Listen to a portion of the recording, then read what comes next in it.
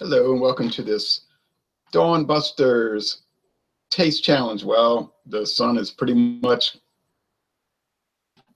coming up now. Wanted to watch a little bit of the headlines on the news. That's why I started a little late. We have another Beam Suntory showdown. Well, the Beam Suntory has such a huge portfolio that you could basically only do Beam Suntory brands maybe like say 4 or 5 times a week and you'd never run out. Doesn't seem like it. There's so many variants of each brand. You could do the same thing with wine, right?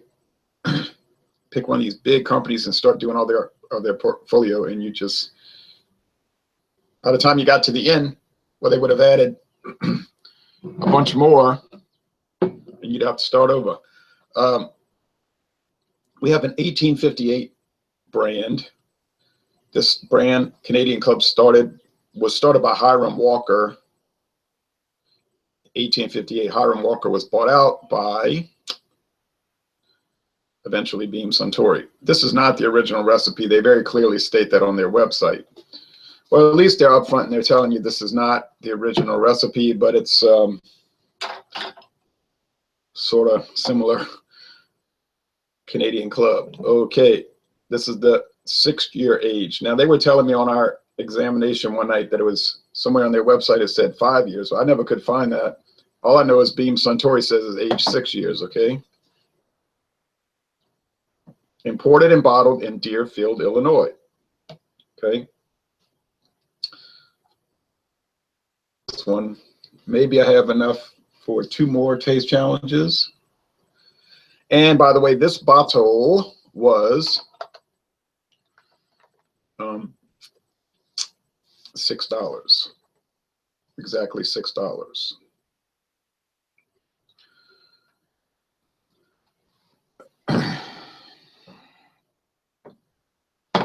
Here's an 1882 brand, Old Grandad. Also not the original recipe. The original recipe was higher proof. I believe it was 90 proof. This is 80. If you've noticed, most of the Brown-Forman, Beam Suntory, Heaven Hill, Sazerac brands were at the 90 proof level, and over the last 30 years they've been brought down to 80 slowly. Why? I don't exactly know, but I figure it's because they have decided that most of the drinkers prefer the 80 proof, that it's mellower, milder, more approachable, less harsh, and more amenable to what they're trying to experience. So, well, it makes sense to me because I kind of like the 80 proof myself more than the, say, 100 proof products. All right, so let's look at the appearance. Now, we'll set this up here at 6:10 a.m. Central Time. We'll set this up to try to get comments if anybody wants to comment.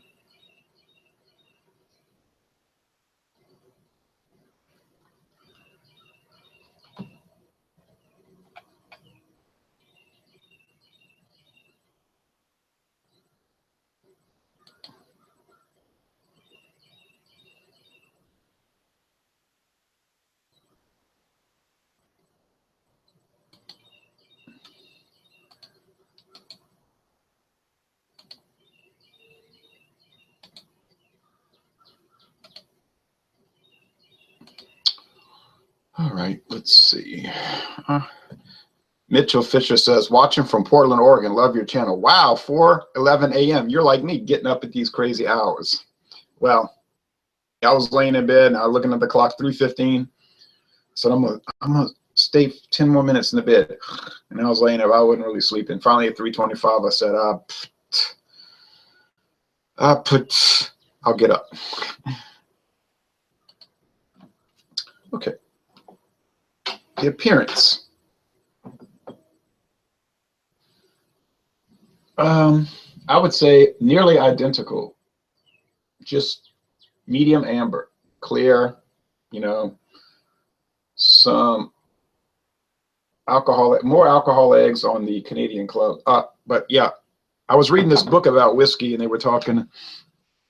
I got it at the library, and it's just about famous whiskey brands, and there was a section on Canadian Club, and I think also Canadian Windsor Canadian. Maybe they were talking about that. And they were saying how it's distilled in Canada, but it's cheaper for them to bring it across the border down to Deerfield, Illinois, and then bottle it, and then ship it back to Canada for sell. So in Canada's case, Canadian Club is an export-import item. And that's probably coming from the North American Free Trade Agreement. Now, the NAFTA, we know, is a misnamed trade pact. It's not actually, it's North America, yeah, but it's not free trade. What is it, 20,000 pages long, something like that? It's managed trade. Or and you could say monopolistic trade. It's not free. Free trade would be a one-page document, really. That would, it would be no taxes and no barriers for trade between the three countries. It would be a true Zollverein or true customs union, not this thing that we have. All right, but anyway, enough of that. But that is true, actually. What I'm saying is not an opinion, it's a fact. Free trade would have to actually be free to be accurately called free trade. It'd be like saying, well, this is a whiskey, but it was non-alcoholic. You say no, to be a true whiskey would have to have alcohol in it, have to contain alcohol. Okay, so we've got a Canadian, cheers, and a bourbon, Kentucky straight bourbon, aged at least 4 years, but beyond that, I don't know. The bottle does not say. Does not say. Then that means it's a minimum of 4. Under 4, there has to be a disclosure. Above 4, it's optional. Oh, the old granddad, by the way, was $9. Okay, so let's take that into account. Same size bottle, same proof, 80. Same company, Beam Suntory. Same ingredients, but not the same mixture. Same ingredients, but not at the same ratios. Water, corn, barley malt, rye. But this was $9. So, okay, so $9. It presents better. $6. Yeah, it's plastic. That does not present so well. But now it's a trade-off, you see. You really want to pay $3 more for glass? So the main question is it a better value to get the old granddad? Well, if I'm paying $3 more, it had very well better be much better. It better taste significantly nicer in every way. Otherwise, I'm just going to get the cheaper one, right? And I run into that with beer a lot. You say, with a regular beer like Budweiser, I'm not going to pay $9.99 for a 12-pack of Budweiser when I can pay $6.99 for a 12-pack of Miller High Life. They're different. Enjoyment units are practically identical, and that's what you got to look at, the international enjoyment units. The alcohol level is a little different, but the quality is the same. So I'm not paying $3 more for a prettier label or whatever. I wouldn't say that it has a prettier label. So.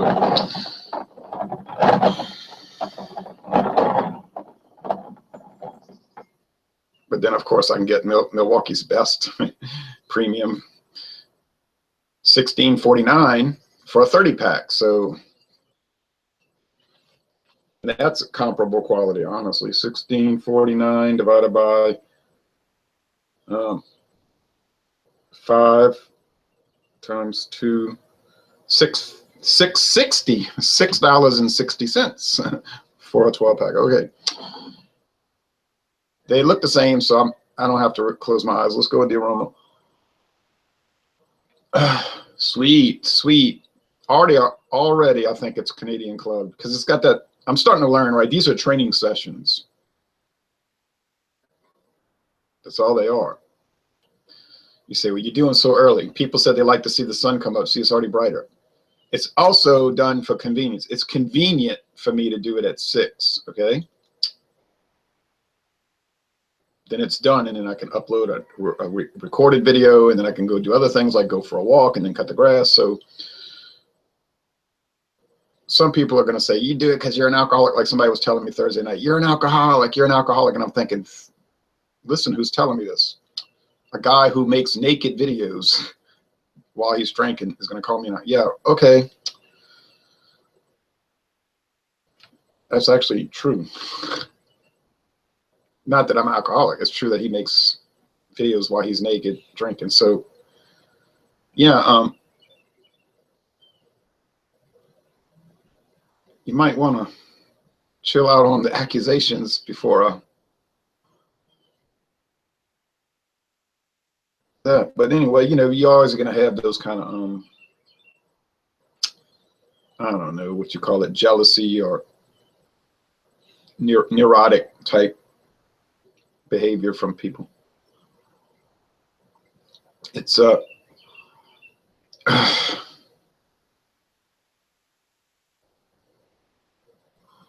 it's like a nuttiness too, and a woodiness and vanilla unshell type.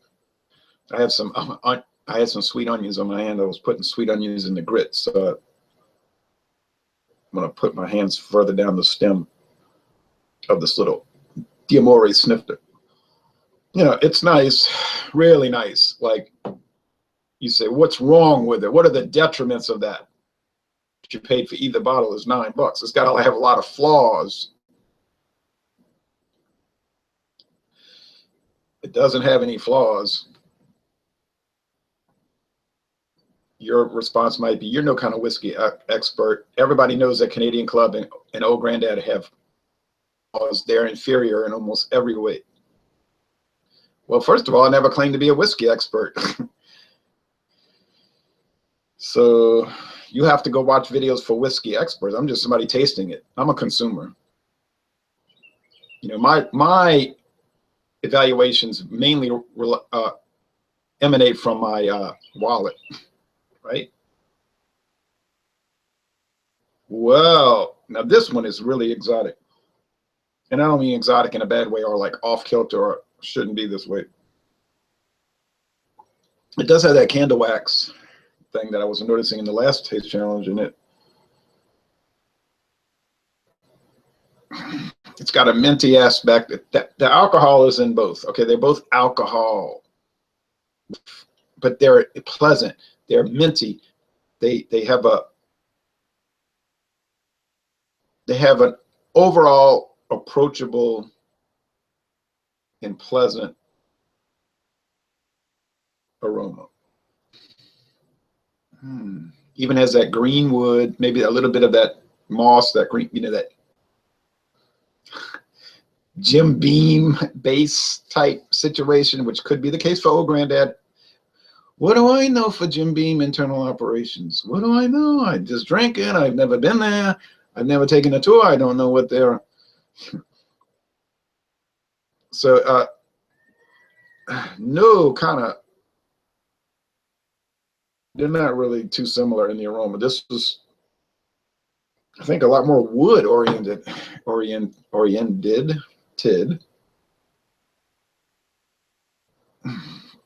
could go all day just describing them. You can't get any complexity in an $11 bottle of whiskey. Oh, yes, you can. Don't get fooled. Don't let people fool you. Taste time. Well, before we do that, let's look at the comments, if any, available. Have a great Saturday. Off to a short day of work after some tea here, says Tyler. Ooh, tea. I'm going to drink some hot tea today. That's my plan. Canadian Club is surprisingly good. Never had Old Grandad. I think you'd find it surprisingly good as well, Tyler. I'm thirsty. Let's drink. Usually I drink water when I'm thirsty, but hold it up. Oh, I'm sorry. Let's taste. I don't drink whiskey in the morning. I taste it. Just taste it. I'm not drinking. I'm just tasting. Oh, the mint, the mint, the mint, the mint, the mint. You like mint? Now, some people don't like mint. Don't like peppermint, wintergreen, any of those things.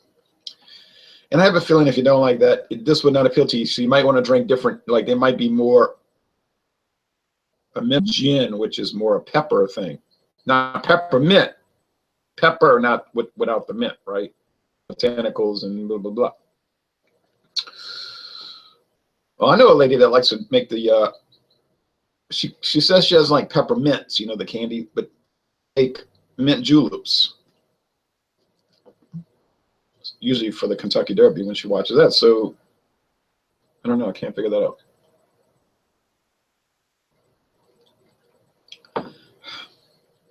Light body, light, mild, pleasant, minty, evergreen, wood.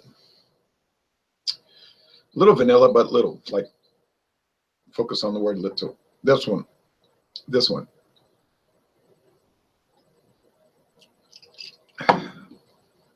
More candy sugar. Do they add any flavorings or sugar to it? No, they do not. We know this because we'd have to give a disclosure on the label. Some whiskeys do. Yeah, bourbon. Bourbon can't have any added flavors or colors, but some whiskeys have color. Caramel color added. Scotch has that apparently. And then just other whiskeys. And then flavoring, probably sugar, you know. He has that too. I mean, you could buy some brandies that are just out front liqueur flavored things like blueberry bowl, what is it? Bowls, B-O-L-S, bowls, blackberry brandy, stuff like that. I've never had any of those things. That doesn't really appeal to me. Other people might really get into it. Obviously, people get into it. You can go to Mathern's and there's a whole shelf. Half the shelf is liqueurs, flavored brandies of different sorts, right? So I'm not, and then you can get the bourbon liqueur. So I'm not somebody to say you shouldn't drink it. I mean, I don't want to drink it. Same thing with those liqueur beers, right? Those flavored beers, those malt alternatives, the Seagram's Escapes. I don't like it, but other people love it. I don't know how they drink that stuff with all that food coloring and it just gives me a headache looking at the bottle, but it's just very popular.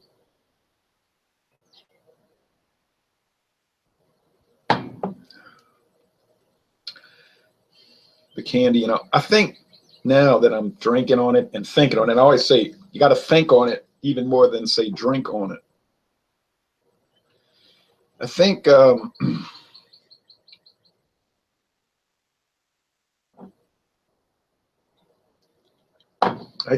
I would not pay extra for the Old Grandad because they're comparable in quality. There's no benefit paying the $3 extra. Okay, I'm sorry. The plastic. Okay, go to Walmart. I'm saying Walmart. You can go to other stores, but I know. Excuse me. It's amazing that mintiness. The minty. Anytime I eat mint or have spicy, it makes my nose run. So it's just it does that. So the mintiness in these whiskeys does that to me.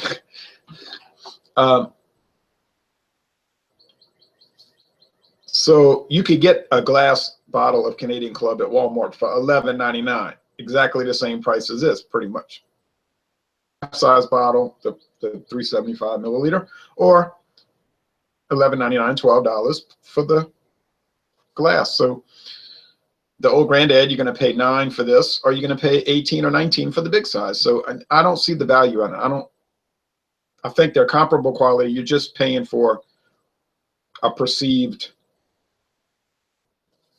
uptick in quality. And I don't like to pay for perceived upticks in quality. Sorry, I don't do that. I could get the Old Crow, which is even cheaper than the Canadian Club. Canadian Club is $11.99 for the standard bottle.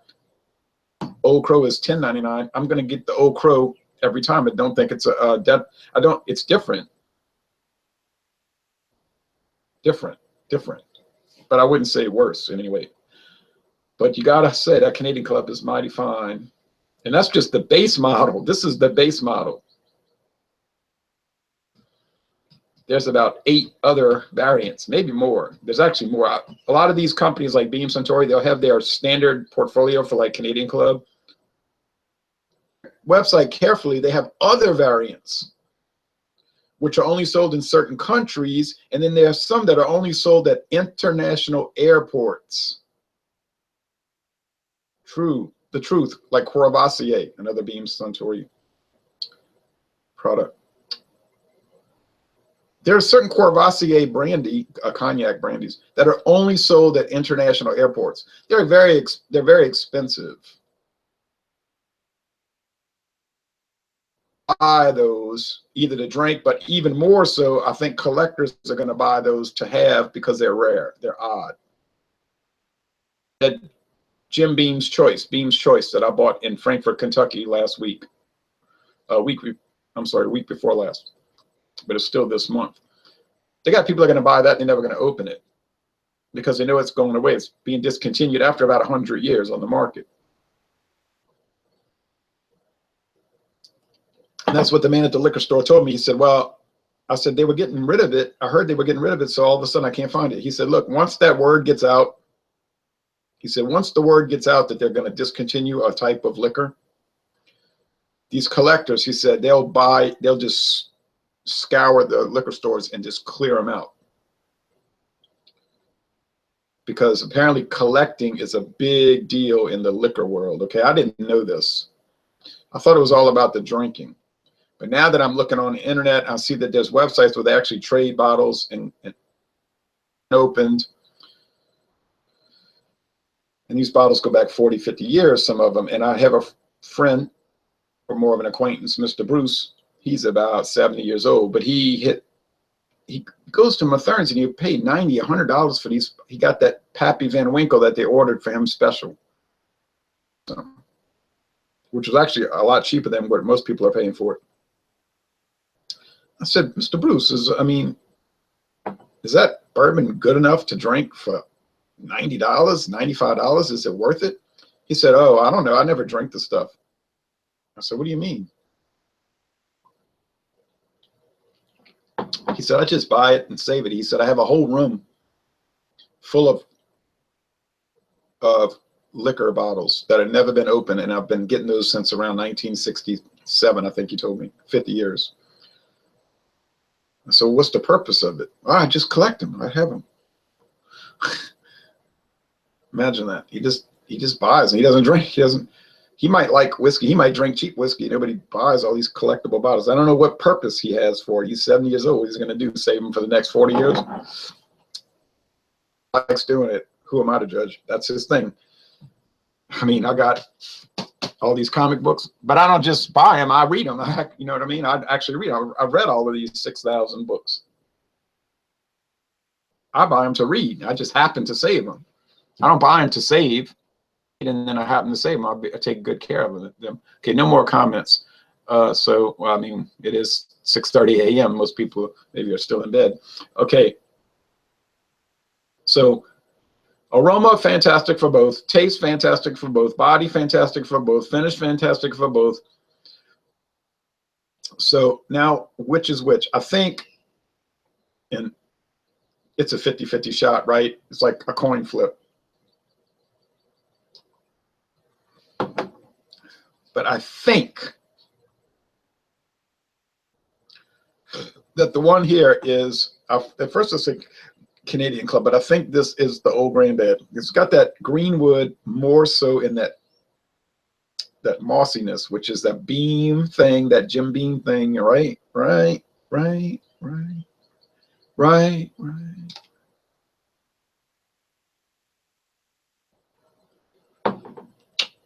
Old granddad. I'm learning. I think my average is getting better. I'm starting to get them right a little bit more. These training sessions are helping.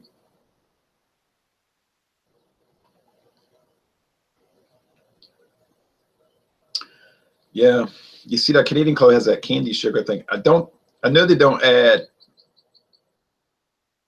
sugar, but it says blended Canadian whiskey. So they blend them all together, you know, and they get this common taste, which is so sweet.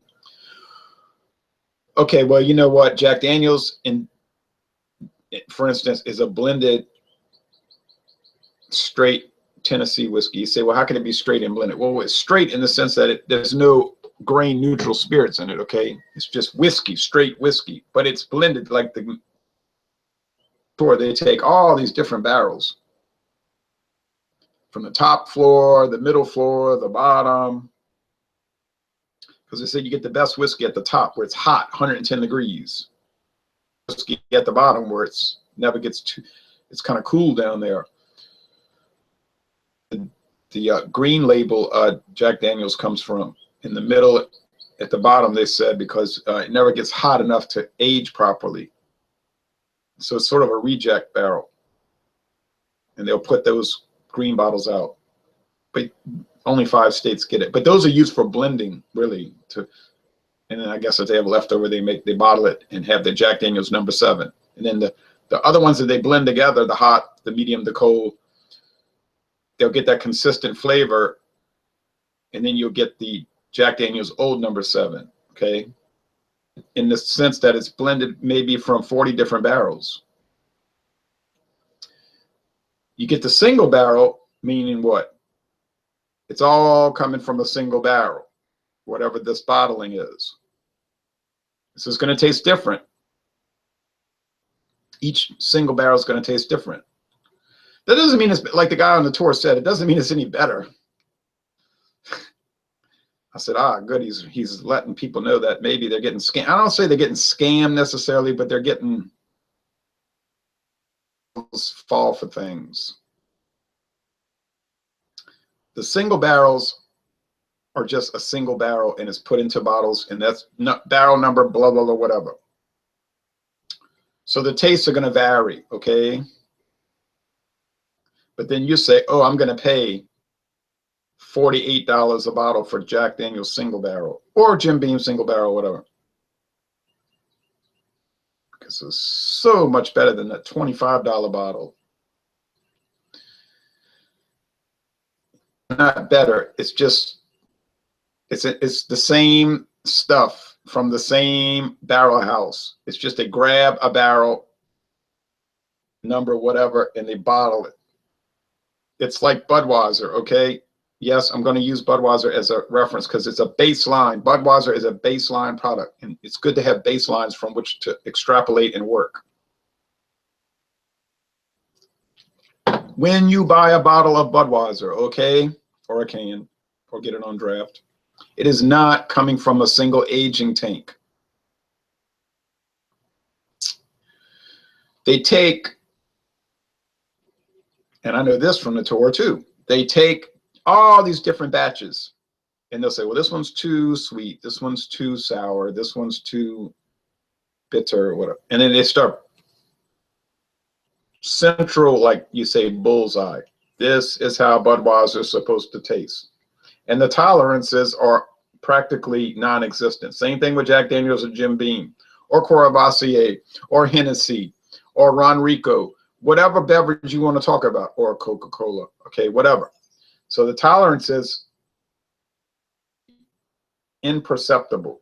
That's the bullseye, what they're trying to hit, okay? So when they do their 3 o'clock tasting at Budweiser, they got the 12 glasses from the 12 different breweries.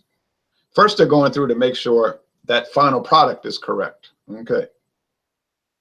And it is going to always be correct, because if not, somebody's getting clipped. You know what I mean? Somebody's getting clipped. But over at each brewery, let's say Jacksonville, Florida, taking different batches of Budweiser, and they're going through it. This one's too much, and then they're blending them. This is all done on computer. It's all done scientifically. Bringing it in this percentage of mix, and they're getting close to that bullseye. Same thing with whiskey. Same thing with rum. Same thing with gin. Same thing with vodka. Whatever, and they're getting toward that bullseye. And then once it falls within that parameter, which is a tight parameter, release it. It's so well or so finely tuned, or you could say so well practiced, that they're going to get that bullseye consistently, day after day, year after year, decade after decade. Now, some people have told me, well, Budweiser's changed over the last 20 years. You may say that. I have never noticed that. I have not noticed that. And I've been drinking it since February 1996. And I have never noticed one iota of a change. Now, maybe my taste, ability, and perception is weak. I don't know. But I can always pick up on other things, you know, and other things seem to be off. Pabst Blue Ribbon, same thing. It still has that whiny like you're crying and whining about something. Whiny like wine. It has that. It still has that unique wine quality. That Carlsberg yeast. That strange yeast strain that Pabst has always used, which is giving it that, which some people hate that flavor. Little odd wine, almost like a sherry note. And it might have had something to do with the hipsters liking it, but I think the main reason the hipsters liked it because it was cheap, $1 for a big, huge 20-ounce pint, 20-ounce Imperial pint, 20-ounce draft glass, like I drank in Denver, Colorado in 1999. And I drank 2 of them, and it cost me exactly $2. And then I had to walk to the bus station. Thankfully, I was on a bus, Greyhound, by the way. Bus.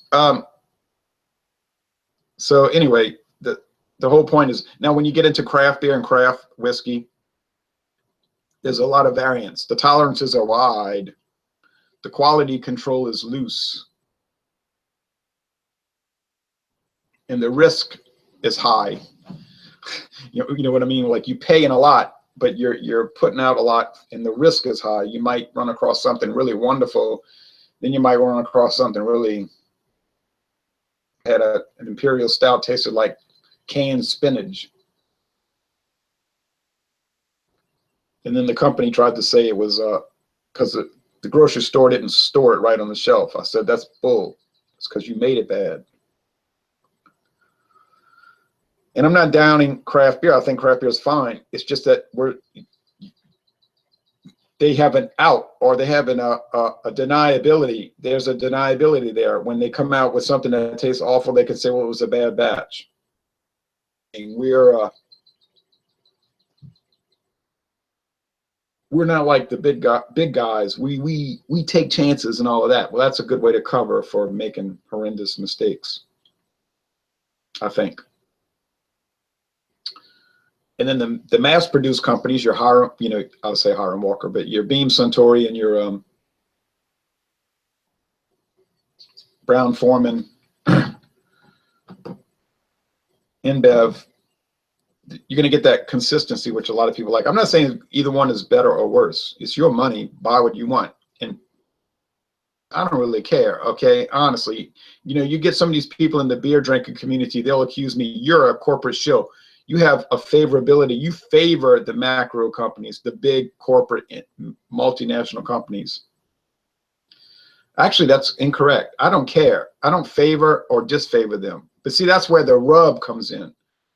Over there in Germany, but he's English. He ran into trouble because people said, well, you favor the macro companies. Them, but you see, he was accused of that because he didn't attack them. You see, in other words, if you're neutral, then you favor them. Then that's been my problem over the years. Since I'm neutral and I don't care, then they say, well, you favor them. You favor Anheuser-Busch because you're neutral. Don't favor them. I'm just neutral. And like some people say, if you're not with us, you're against us. What is this? Some kind of great social struggle? This is a culture conf, a culture war. It might be a culture war to you. And I'm going to finish this. This drinking liquor, you know, liquor, wine, and beer, it may be some kind of culture conf to use some kind of great social struggle to bring us into the new world. And I've said this before, it is no kind of social struggle to me. I guarantee it, in my case, it's me drinking it, tasting it, drinking it, and evaluating it. If you think there's any other back story to it, you're wrong. I mean, when I say I don't care, I swear I don't care. Big, macro, middle crow, I am completely indifferent to it. If it's Mom and Pop Jones in their kitchen making a beer, I'm going to drink it and evaluate it as it is. If it's Emperor Palpatine making a beer on a new Death Star, getting ready to blow up a planet, it's evil. That's an evil beer. That's an evil whiskey. That's an evil wine. That I'm totally indifferent to that. I'm going to evaluate it on the wine itself. Is the wine good? Is the wine okay? Is the wine bad? So I'm going to let you, whoever you are out there, I'm going to let you do the social struggle. And I still go back to what, and I could name him, but I won't, because then he'll whine about it. Beer people, believe me, these craft beer people, they are the biggest whiners in the world. You never met people that whine more than this, which to me betrays an insecurity. I think that's a problem. All this whining and crying, it's not a good thing. When Budweiser came out with that, remember that advertisement during the Super Bowl 2 years ago? I said, oh my goodness, now I'm going to hear a bunch of whining and crying for weeks. And of course I did. You never heard so much crying since you were in a nursery with babies. But that guy said, we're winning. We're winning. What are you winning? You thought you were winning when you were drinking Elysium, but then they sold out to Anheuser-Busch, so you were so angry. They betrayed us. They betrayed us. How did they betray you? You drank a product. It's a product. You buy it, you drink it. They didn't betray you. Okay. Any last comments? Carol says, hello, nice weekend to you all. Hello, a nice weekend to you, Carol. Well, enough over there in Poland. Enough of the philosophical approach. I would say, yeah, when I drink these, I'm winning because they both taste fabulous. They have no downside, okay? I got them right, but that was maybe the luck of the draw. Old Granddad, 80 proof. Canadian Club, 80 proof. There is no downside. These are 100% good and 0% bad, and I stand by that. End of the video. Now I'm going to upload a video for a Kentucky blended whiskey from Heaven Hill. Thank you for watching this video production.